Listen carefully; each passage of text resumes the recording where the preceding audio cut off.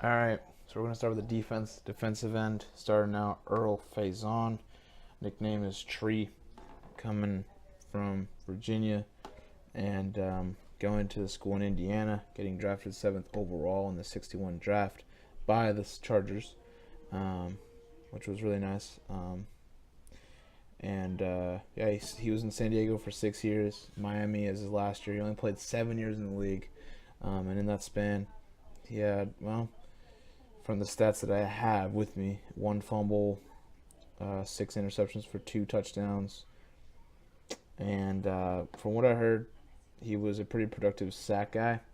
He won a title with the Chargers in NFL championship, not a Super Bowl ring at all, but I mean, you're looking at, like I said, a guy that I think he's been there before. He's won a title. You know, he's played 7 years in the big league, so 5-time Pro Bowler, 4-time All Pro.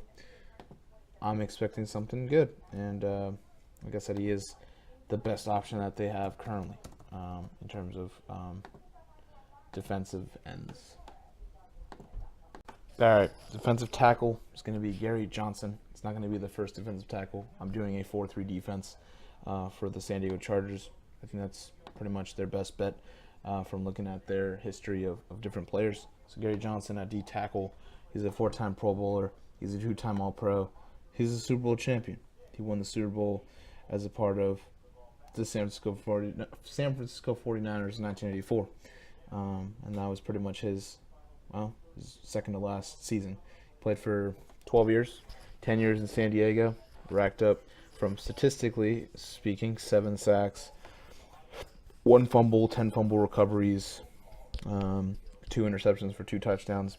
But we all know that he most likely had around 60, 70 sacks. I mean, he was a guy that got to the Pro Bowl and was an All-Pro Super Bowl champion.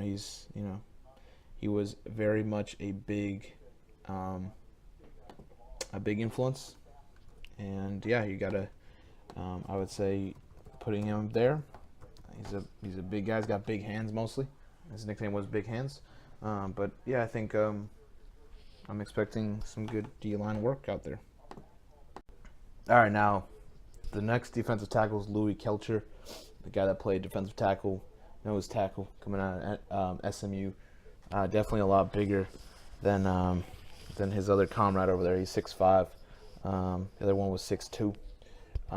So yeah, 3-time Pro Bowler, 1-time All-Pro, Super Bowl champion with the San Francisco 49ers in the '84 team. They both came together. They both won a title together. Unfortunately for him, that was his last year because he played 10 years in the league, 9 with San Diego.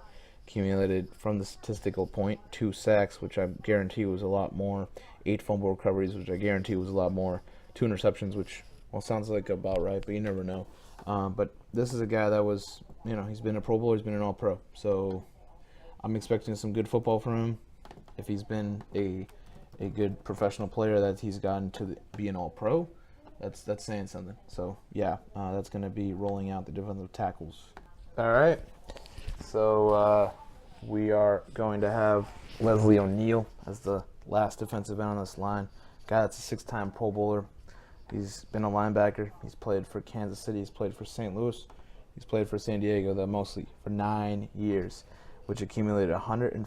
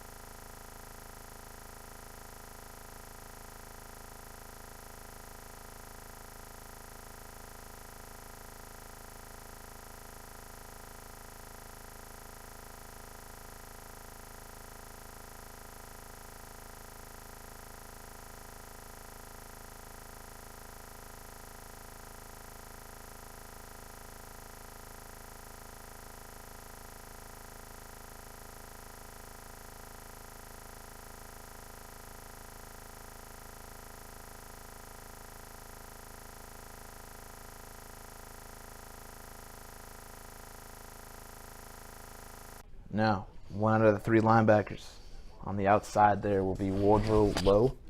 Woodrow Lowe played for San Diego's entire career, which was a 10-year career, 1976 to 1986, all with the Chargers. I'm pretty sure he's racked up a lot of tackles. He's had, from the statistical standpoint, 15 sacks. He's had 8 fumble recoveries, 1 fumble, about 21 interceptions for 4 going for touchdowns. It's a guy that's played in the playoffs. Not bad. They haven't really had much to play for in the 80s, 70s, 80s. San Diego was definitely not, one of those attraction sites of being a playoff team. But this is a guy that I think will be very valuable to their team. So I see them definitely getting places with him. All right, the middle linebacker is going to be, well, in my honest opinion, he's the second best. But, I mean, if you had to put, 1A and 1B, I'd put Ray Lewis and Junior Seau in that conversation. Junior Seau has accumulated so much stuff. He's a Hall of Famer, 12-time Pro Bowler, 6-time All-Pro, and you know what? It's just, honestly, for me, I need to say rest in peace to him. I'm very sorry for what you had to go through with your illness, with your concussions. So I know he doesn't personally know me, but I know if he were to be here and I could tell it to his face, I'd be like, I'm very sorry, and I honestly respect you. And you know what? I honestly do respect Junior Seau, the type of football player he was, just seeing a documentary, type of man he was. He's a fantastic football player and a fantastic person, what he's done for his kids and everything. So I just wanted to just point that out to you, that no, I did not know him as much, or I didn't see him as well, or I didn't see him, as much as I wanted to. But this guy is a beast on and off the field. And if he's hearing, I just want to let you know, you deserve all the recognition you get. You played your ass off, and, you're a great person. So very, very sorry for that family's loss and everything, and as well as him not being here anymore. But this is a guy that, just looking at, about 1,600 tackles, about 56 and a half sacks, which is the exact amount, 18 fumble recoveries, 1 fumble, 11 forced fumbles, 23 pass deflections, 18 interceptions. He's one of the best linebackers of all time. That's all you need to know. Played 13 years in San Diego. He is a Charger. He is, in my opinion, the best Charger of all time, up there, top 5-wise. And, yeah, it just makes a world of difference to have him in this defense. All right, now the last linebacker is going to be Shaun Phillips, a guy that's played from 2004 to 2014. A guy that's, he's only been to the Pro Bowl once, but honestly, he deserves to be regarded as a Chargers Hall of Famer. A guy that's put up over 400-plus tackles, a guy that's put 81 and a half sacks, as well as 10 fumble recoveries, 22 forced fumbles. He's had 47 pass deflections, 7 interceptions in the span of 2004 all the way to 2012, the 9-year span that he was there. He made the Chargers into a pretty outstanding defense. I mean, him with Quentin Jammer and Antonio Cromartie and, Sean Merriman for a while. And, those type of guys, they really made this team pretty good in the playoffs. And so Shaun Phillips, without him, was definitely a big loss.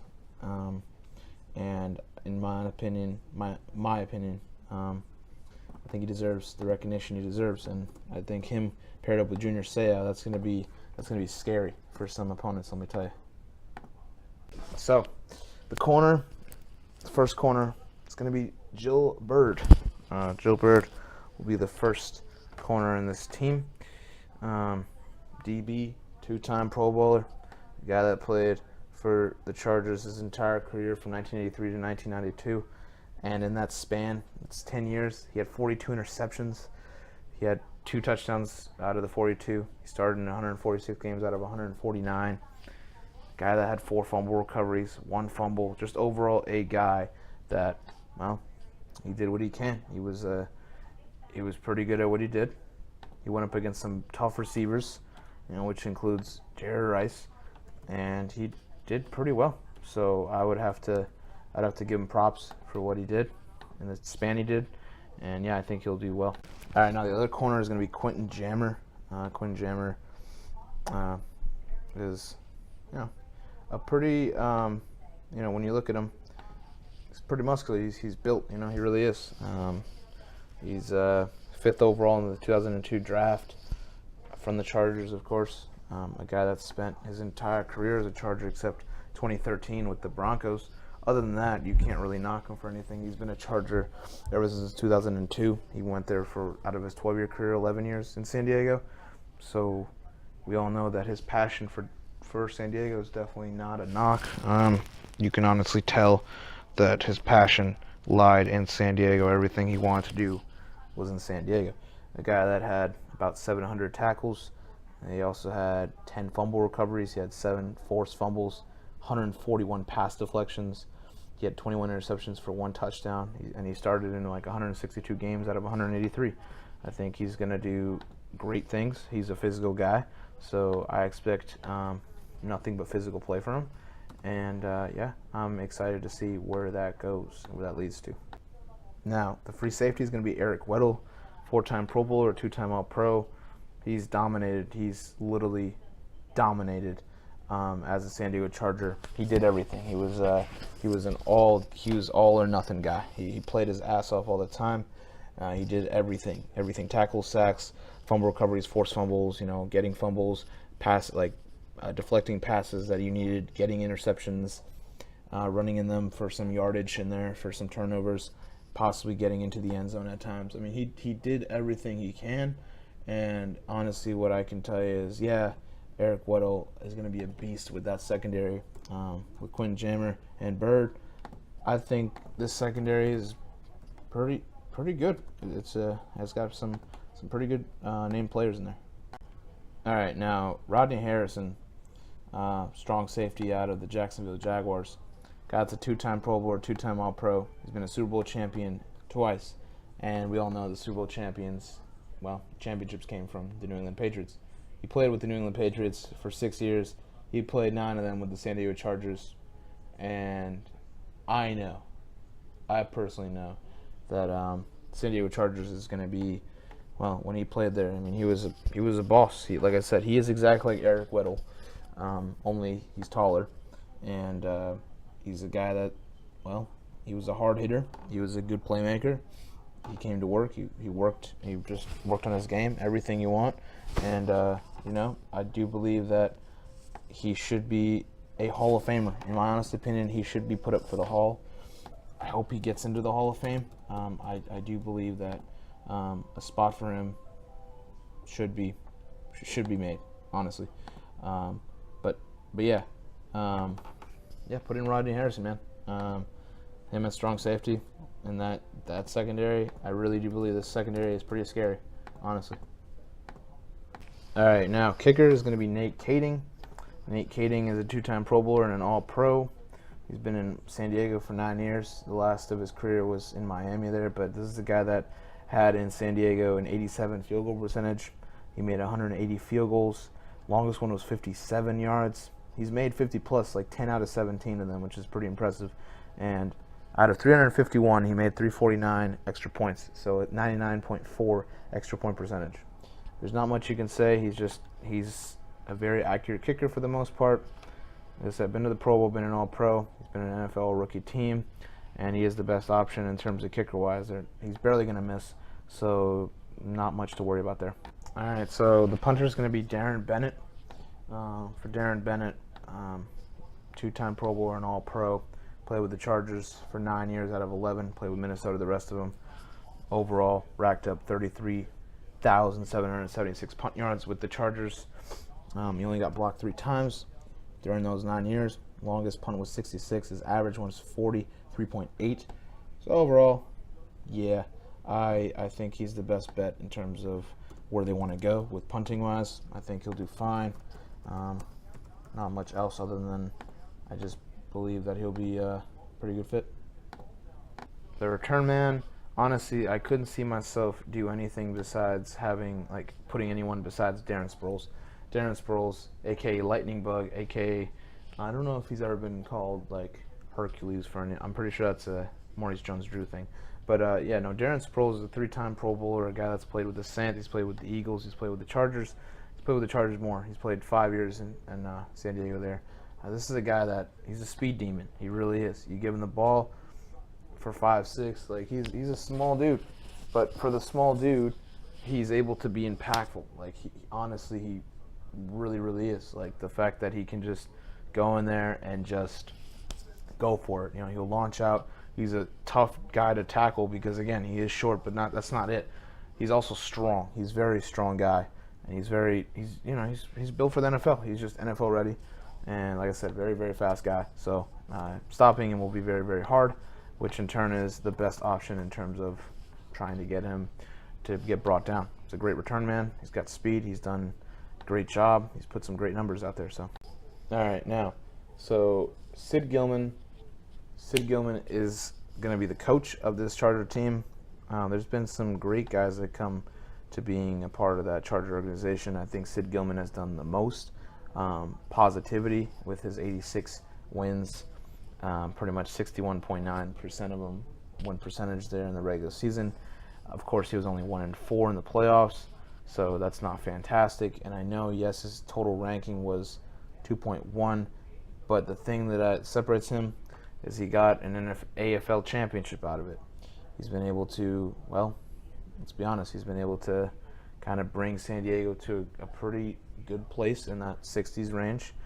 And, we all know that Dan Coryell, he definitely did a better job in terms of, like, offensive wise. Yes, he had some better guys. But, I mean, this is like kind of the guy. This is the dude that started off, where you just have respect for him. He's the one that started out with the Chargers, the beginning of their career, of their organizational career. He's a Hall of Famer for a reason. And you can compare, like I said, you can compare the both. But he's had more wins out there in San Diego, and he hasn't had as many losses or playoff wins as losses. Definitely Coryell has had more wins than losses, but in turn, he's brought him to a better ranking than Coryell can ever have. So, yeah, that's going to be the coach. It's going to be Sid Gilman.